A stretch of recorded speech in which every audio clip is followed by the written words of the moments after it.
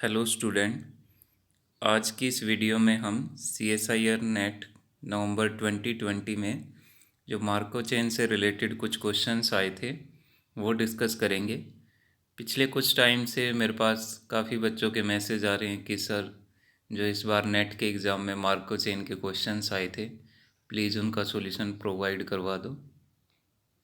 इससे पहले मैं मार्को चेन से रिलेटेड आई थिंक 5 से 6 वीडियो बना चुका हूँ। अगर किसी ने वो वीडियो अच्छे से देखी हैं सारी वीडियोस तो आराम से ये क्वेश्चंस अटेम्प्ट कर सकता है। तो देखते हैं क्या है हमारा क्वेश्चंस। तो फर्स्ट जो क्वेश्चन है हमारा वो पार्ट बी से है। तो स्टेटमेंट है बेटा, consider a Markov chain x0 x1 x2 as son with state space s। Suppose I J belongs to s। तो आई और जे दो इसकी स्टेट गिवन है बेटा स्टेट स्पेस s से। Are two states which communicate with each other. तो I जे जो state है बेटा वो एक दूसरे के साथ में कम्युनिकेट करती हैं। Which of the following statements is not correct. तो हमें यहाँ से स्टेटमेंट बतानी है कौन सी स्टेटमेंट करेक्ट नहीं है। दैट मीन्स हमें इनकरेक्ट स्टेटमेंट बतानी है। तो हमारे पास 4 स्टेटमेंट गिवन है बेटा। फर्स्ट है period of I equal to है period of J. Second statement है I is recurrent if and only if J is recurrent. और थर्ड स्टेटमेंट है limit N tending to infinity. ठीक है, तो लिमिटिंग डिस्ट्रीब्यूशन दे रखा है बेटा ये probability going X naught equal to K से लेके आई पे जाना है एन स्टेप में is same as limit N tending to infinity probability X naught K से लेके मुझे कहाँ जाना है जे तक। तो यहाँ से ये स्टार्टिंग पॉइंट होता है बेटा, यहाँ तक जाना है हमें। और कितने स्टेप में, 0 से लेके n, तो n नंबर ऑफ स्टेप्स में जाना है मुझे k से j पे। तो कहता है कि हम k से i पे जाएं n स्टेप में, उसका जो लिमिटिंग डिस्ट्रीब्यूशन होगा वो सेम होगा k से हम j पे जाएं n स्टेप में उसके लिमिटिंग डिस्ट्रीब्यूशन के। For all k belongs to s, जो k है वो भी एक हमारी स्टेट है, कहाँ से, s से। ठीक है, उसके बाद जो फोर्थ स्टेटमेंट है हमारी वो है बेटा limit n tending to infinity probability X naught equal to I से X N equal to J. मतलब आई से जे जाना है मुझे n स्टेप में, is same as limit n tending to infinity probability X net equal to J से जे पे जाएं n स्टेप में। तो कहता है कि जो लिमिटिंग डिस्ट्रीब्यूशन है i से j जाने का n स्टेप में वो सेम है लिमिटिंग डिस्ट्रीब्यूशन मैं j से j पे जाऊं n स्टेप में।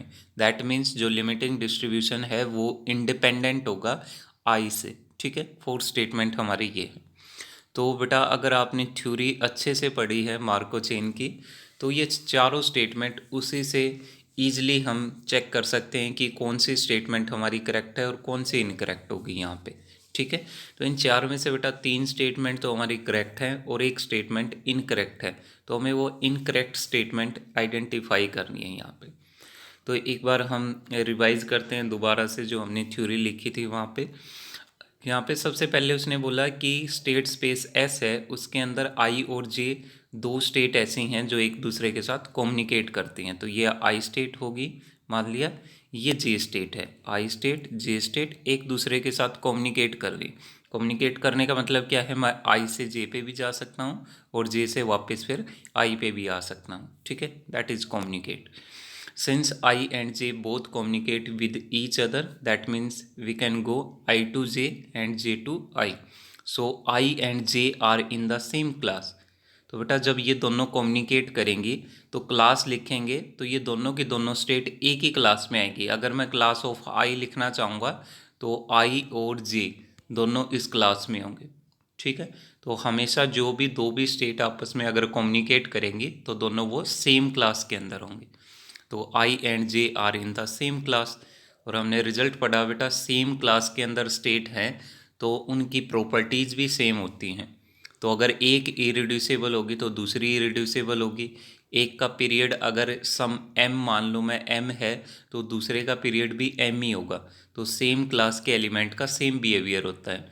तो फर्स्ट रिजल्ट बनता है हमारा यहाँ पे if I and J are in the same class then period of I equal to होगा पीरियड ऑफ जे।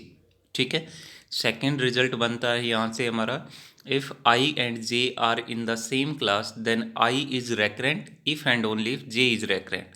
तो रेकरेंट की प्रॉपर्टी होगी सेम, कि अगर एक रेकरेंट हो जाती है तो फिर दूसरी को भी क्या होना पड़ेगा, रेकरेंट ही होना पड़ेगा, सेम क्लास के अंदर है तो।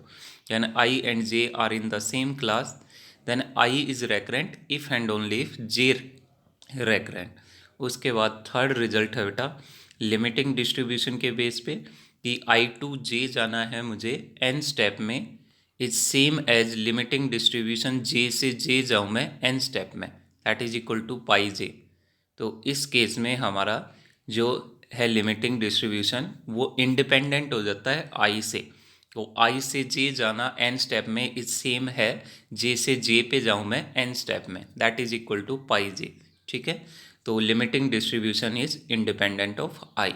तो इन तीनों रिजल्ट के बेस पे हम यहाँ जो ऑप्शंस गिवन है इस क्वेश्चन में उनको आइडेंटिफाई कर सकते हैं कि which one is correct and which one is incorrect. तो देखते हैं फर्स्ट स्टेटमेंट देखो, period of I equal to period of j. तो ये हमारा करेक्ट स्टेटमेंट है, दैट इज़ ट्रू है, लेकिन हमें तो इनकरेक्ट ढूंढना है, तो हमारे अकॉर्डिंग ये क्या हो जाएगा, रॉन्ग आंसर। सेकंड ऑप्शन देखो, i is recurrent if and only if J is recurrent, ये भी हमारी करेक्ट स्टेटमेंट है, ट्रू स्टेटमेंट है। तो ऑप्शन में हमें इनकरेक्ट ढूंढना है, तो ये भी हमारे लिए क्या हो जाएगा, रॉन्ग। उसके बाद थर्ड स्टेटमेंट देखो, limit N tending to infinity probability x N equal to i equal to. तो थर्ड से पहले फोर्थ पे जाओ एक बार, limiting distribution probability i to j जाना है मुझे एन स्टेप में, is same as limiting distribution जे से जे जाना एन स्टेप में। तो ये भी हमारी स्टेटमेंट करेक्ट है, रिजल्ट 3 लिखा है हमने, तो ये करेक्ट स्टेटमेंट है, ट्रू है। तो हमारे अकॉर्डिंग क्या हो जाएगा, ये इनकरेक्ट। ठीक है, तो अब हमारे पास ऑप्शन कौन सा बचा, थर्ड ऑप्शन। तो थर्ड ऑप्शन हमारा कैसा होगा, इनकरेक्ट स्टेटमेंट होगी। ठीक है, अब हम देखेंगे बेटा कि थर्ड ऑप्शन जो हमारा है वो इनकरेक्ट क्यों है। ये जो रिजल्ट लिखा है कि के से आई जाना है मुझे एन स्टेप में, इसका लिमिटिंग डिस्ट्रीब्यूशन इक्वल टू होगा के से जे जाना एन स्टेप में। तो ये बेटा ज़रूरी नहीं है कि के से मैं आई जाऊँ एन स्टेप में उसका लिमिटिंग डिस्ट्रीब्यूशन सेम आए के से मैं जे जाऊँ एन स्टेप में उसके इक्वल। तो उसके लिए हम एक एग्जांपल से समझते हैं कैसे ये स्टेटमेंट हमारी इनकरेक्ट स्टेटमेंट है। तो देखते हैं इसके लिए एग्जांपल। तो फॉर ऑप्शन 3 के लिए देखते हैं हमारे पास एक एग्जांपल। ऑप्शन 3 क्या कहता है कि हमारा आई टू के जाना है मुझे। ठीक है, तो ऑप्शन 3 में क्या है हमारा, देखो जो ऑप्शन 3 है हमारा यहाँ पे, सॉरी, के से आई जाना है एन स्टेप में इज सेम एज के से जे इन एन स्टेप। ठीक है, तो इसको हम कैसे लिखेंगे, limiting distribution probability K to I is equal to limiting distribution K to J, that is ये तो बन जाएगा बेटा पाई आई, जो थ्योरी में मैंने करवाया हुआ है। इसको क्या बोलते हैं हम, पाई आई बोलेंगे, और इसको क्या बोलेंगे हम, पाई जे। तो ये सेकंड सफिक्स पे डिपेंड करता है इस पे, इसके अकॉर्डिंग इस लिमिटिंग डिस्ट्रीब्यूशन को लिखते नाम देते हैं हम, इसको नाम देंगे पाई आई और इसको नाम देंगे पाई जे। तो यहाँ हम प्रूव करेंगे जो पाई आई और पाई जे है need not be equal, equal होने ज़रूरी नहीं है। तो उसके लिए हम एग्जांपल देखते हैं, take a counter example. Let state space लिया मैंने 1 2 3 है स्टेट स्पेस हमारा, और जो हमारी प्रोबेबिलिटी डिस्ट्रीब्यूशन की मैट्रिक्स गिवन है वो है 0 1/2 1/3 1/2 0 1/2 1/2 0 1/2। इसकी हेल्प से हम ट्रांजिशन डायग्राम बनाते हैं। सबसे पहले जो भी हमारी प्रोबेबिलिटी मैट्रिक्स गिवन होती है उसके बेस पे हम डायग्राम बनाते हैं। तो यहाँ मतलब क्या होता है इसका, 1 से 1 पे जाने की प्रोबेबिलिटी 0 है, एट मीन्स हम 1 से 1 पे नहीं जा सकते। फिर 1 से 2 पे जाने की प्रोबेबिलिटी कितनी है, 1/2। तो 1 से 2 पे जाओ, देखो 1 से 2 पे गए, प्रोबेबिलिटी होगी 1/2। फिर 1 से 3 पे जा सकता हूँ मैं, प्रोबेबिलिटी 1/2 के साथ। तो 1 से 3 पे जाओ, ये गए हम 1 से 3 पे, प्रोबेबिलिटी 1/2 के साथ में। और एक चीज़ हमने थ्योरी में की थी बेटा कि हर एक रो का सम 1 होना चाहिए। जो ट्रांजिशन प्रोबेबिलिटी मैट्रिक्स है हमारी उसके अंदर ईच रो सम इज़ 1। ठीक है, सेकंड देखो, सेकंड रो में 2 से 1 पे जा सकते हैं हम प्रोबेबिलिटी 1/2 के साथ में, 2 से 1 पे गया मैं, प्रोबेबिलिटी 1/2। 2 से 2 पे नहीं जा सकते बेटा, क्योंकि इसकी प्रोबेबिलिटी क्या दे रखी है यहाँ पे 0। उसके बाद 2 से मैं 3 पे जा सकता हूँ विद प्रोबेबिलिटी 1/2। 2 से 3 पे गया 1/2 प्रोबेबिलिटी के साथ। फिर थर्ड रो पे आ जाओ बेटा, 3 से हम 1 पे जा सकते हैं प्रोबेबिलिटी 1/2 के साथ में। 3 से 1 पे गया मैं ये 1/2 प्रोबेबिलिटी के साथ में। 3 से 2 पे नहीं जा सकते क्योंकि प्रोबेबिलिटी क्या है 0 है। 3 से 3 पे जा सकते हैं बेटा हम प्रोबेबिलिटी 1/2 के साथ में। ठीक है, तो ये हमने ट्रांजिशन डायग्राम बनाया इसकी हेल्प से। तो नाउ अब यहाँ पे हम मान लेते हैं जो आई जे और के स्टेट है हमारी वो क्या क्या है। लेट आई स्टेट है हमारी 1, जे स्टेट है 2 और के स्टेट है 3। I and J are communicating states. तो यहाँ पे बेटा जो हमारी आई और जे स्टेट हैं वो कैसी हैं, कम्युनिकेटिंग स्टेट्स हैं, आपस में वो कम्युनिकेट करेंगे। ठीक है, तो आई और जे दोनों कैसी स्टेट होंगी हमारी यहाँ पे, कम्युनिकेटिंग स्टेट्स। तो यहाँ हम चेक कर सकते हैं बेटा जो हमारी आई और जे स्टेट हैं वो कैसी हैं, कम्युनिकेटिंग क्लास हैं। तो कम्युनिकेटिंग स्टेट हैं, सॉरी, एक ही क्लास में होंगी ये। आई क्या है 1 स्टेट, जे क्या है 2 स्टेट। देखो 1 से 2 पे भी जा सकता हूँ मैं, 1 से 2 पे, और 2 से 1 पे भी जा सकता हूँ। तो आई और जे कैसी हैं हमारी स्टेट, यहाँ पे कम्युनिकेटिंग स्टेट्स हैं, तो दोनों एक ही क्लास के अंदर होंगी। ठीक है, और दो थर्ड स्टेट है मैंने वो के क्या लिया मैंने, 3, स्टेट 3 को के लिया है मैंने। ठीक, उसके बाद तो लिमिटिंग डिस्ट्रीब्यूशन हमारा पाई कैसे लिखते हैं हम, स्टेट्स के अकॉर्डिंग लिखते हैं। फर्स्ट स्टेट के लिए से पाई 1, पाई 2, पाई 3 जितने भी स्टेट होंगे उतने ही इसके अंदर हमारे ये लिमिटिंग डिस्ट्रीब्यूशंस के एलिमेंट होंगे, पाई 1, पाई 2, पाई 3। नाउ कंडीशन क्या होती है हमारी लिमिटिंग डिस्ट्रीब्यूशन के केस में कि पाई इज इक्वल टू होता है pi P K, such that pi 1 plus pi 2 plus pi 3 equal to 1। कि इन सब डिस्ट्रीब्यूशंस को अगर हम ऐड करेंगे पाई 1, पाई 2, पाई 3 वो किसके इक्वल होगा, 1 के इक्वल। ये कंडीशन होती है। तो यहाँ वैल्यू पुट कर दो बेटा, pi equal to pi P में पाई की वैल्यू पाई 1, पाई 2, पाई 3, रो होती है हमारी ये सिंगल रो। यहाँ भी पाई की वैल्यू रख दो, N2 में मैट्रिक्स पी रख दो। ठीक है, फिर क्या करते हैं हम मल्टीप्लाई करते हैं, इधर राइट साइड में मल्टीप्लाई करो।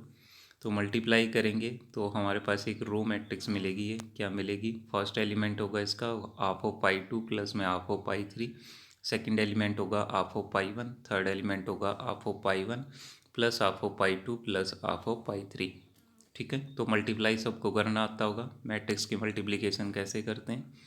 Now comparing corresponding elements, pi 1 equal to हो जाएगा half of pi 2 plus half of pi 3 से, दिस इज इक्वेशन 1।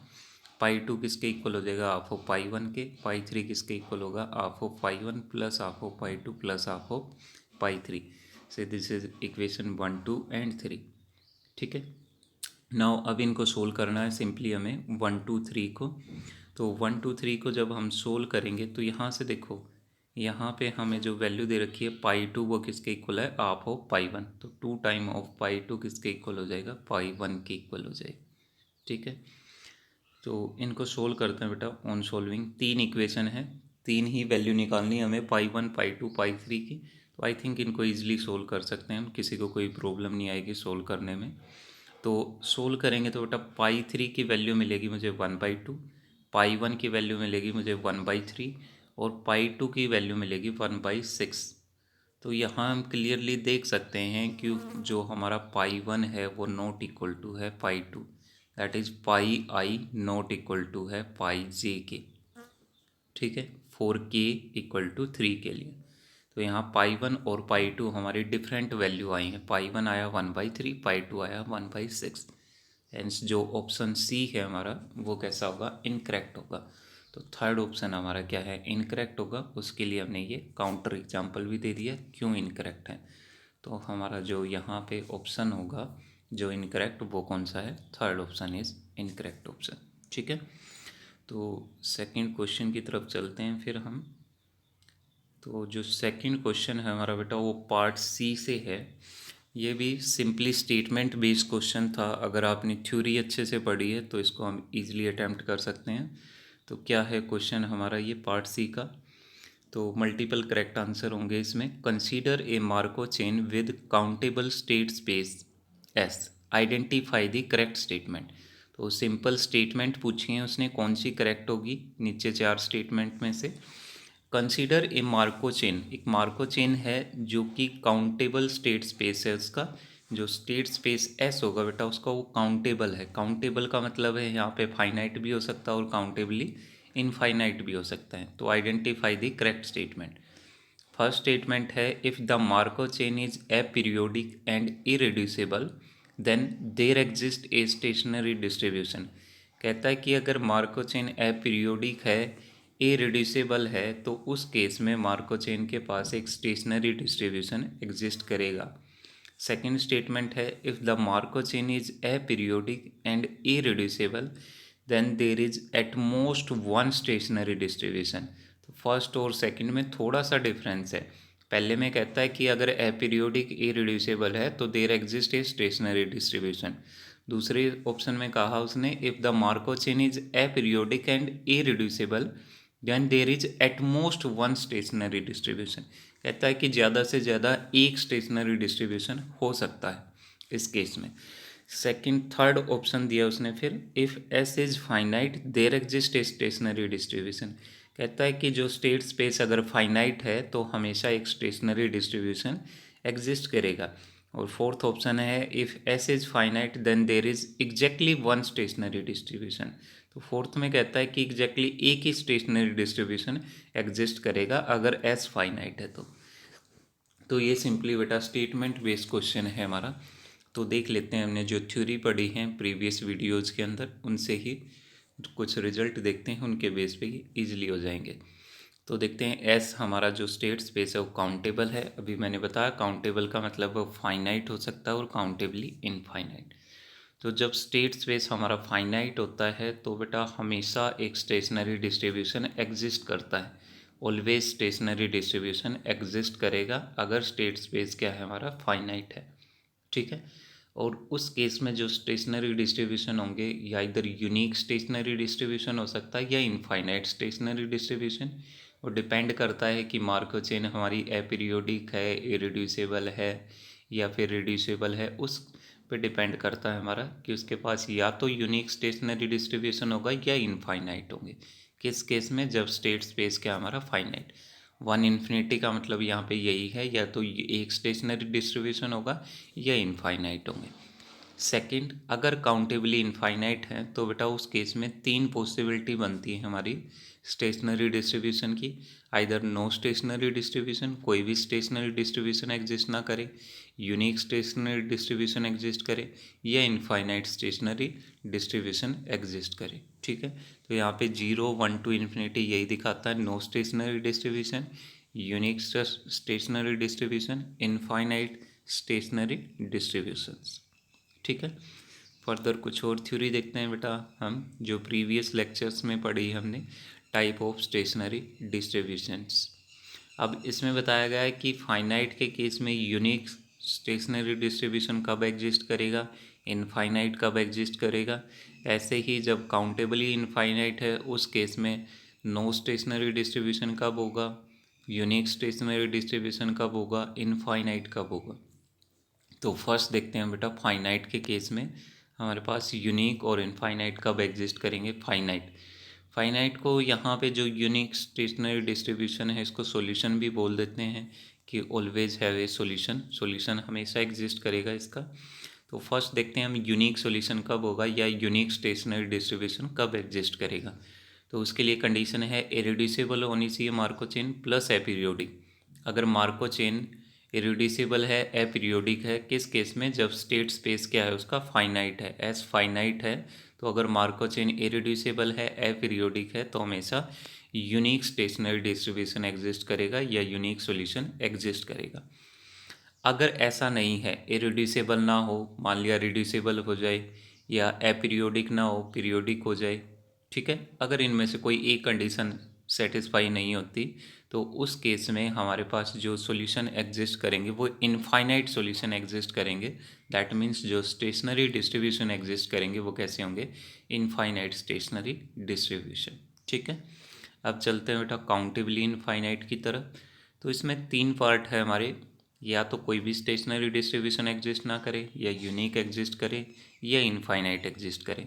तो सबसे पहले हम बात कर लेते हैं यहाँ पे यूनिक की। यूनिक कब एग्जिस्ट करता है?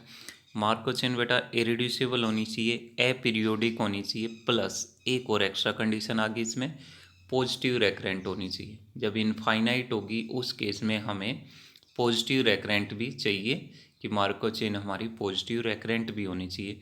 Irreducible, aperiodic plus positive recurrent imply करेगा बेटा यूनिक स्टेशनरी डिस्ट्रीब्यूशन को। सेकंड पार्ट है इरिड्यूसिबल हो, ट्रांजिएंट हो, मतलब वो रेकरेंट नहीं है, ट्रांजिएंट है। और दूसरी कंडीशन क्या हो, इरिड्यूसिबल हो या नल रेकरेंट हो। ठीक है, पहले में हमें पॉजिटिव रेकरेंट होनी ज़रूरी थी, दूसरे में उसने बोल दिया इरिड्यूसिबल हो प्लस ट्रांजिएंट हो या इरिड्यूसिबल हो प्लस नल रेकरेंट हो, क्योंकि रेकरेंट की दो टाइप है बेटा, पॉजिटिव रेकरेंट और नल रेकरेंट। तो ट्रांजिएंट हो या फिर नल रेकरेंट हो, उस केस में कोई भी स्टेशनरी डिस्ट्रीब्यूशन एग्जिस्ट नहीं करेगा। तो irreducible plus transient, irreducible plus null recurrent, तो उस केस में no solution, that means no stationary distribution. Third है हमारा फिर इनफाइनाइट का अदरवाइज। अदरवाइज अगर ऐसा नहीं होता, इन दो में से कोई भी कंडीशन सेटिस्फाई नहीं होती, तो फिर हम क्या करेंगे, उसको सोल्व करेंगे अच्छे से प्रॉपर वे से। तो सोल्व करने के बाद हमारे पास जो होंगी, एक से ज़्यादा स्टेशनरी डिस्ट्रीब्यूशन अगर मिलेंगे तो उसको बोलेंगे हम infinite stationary distribution. Otherwise solve if we get more than one stationary distribution, then we have infinite solution, that means infinite stationary distribution. अब इनके बेस पे ऑप्शंस को आइडेंटिफाई करो बेटा। फर्स्ट ऑप्शन कहता है if the Markov chain is aperiodic and irreducible then there exist a stationary distribution. ये इसकी बात बेटा ठीक है अगर फाइनाइट है स्टेट स्पेस, अगर फाइनाइट है तो ये स्टेटमेंट करेक्ट है। लेकिन उसने काउंटेबल बोला है, तो काउंटेबल में तो बेटा दोनों आ सकते हैं, फाइनाइट भी हो सकते हैं और काउंटेबली इनफाइनाइट भी हो सकते हैं। अगर काउंटेबली इनफाइनाइट हुई तो उस केस में हमारे पास नो स्टेशनरी डिस्ट्रीब्यूशन का भी ऑप्शन है अपीरियोडिक इरिड्यूसिबल के केस में, क्योंकि साथ में क्या चाहिए मुझे, पॉजिटिव रेकरेंट चाहिए, तो तब तो बनेगी वो क्या, यूनिक स्टेशनरी डिस्ट्रीब्यूशन होगा अगर साथ में पॉजिटिव रेकरेंट की भी कंडीशन है। अगर साथ में कंडीशन होगी नल रेकरेंट की या ट्रांजिएंट की, तो उस केस में no solution, no stationary distribution.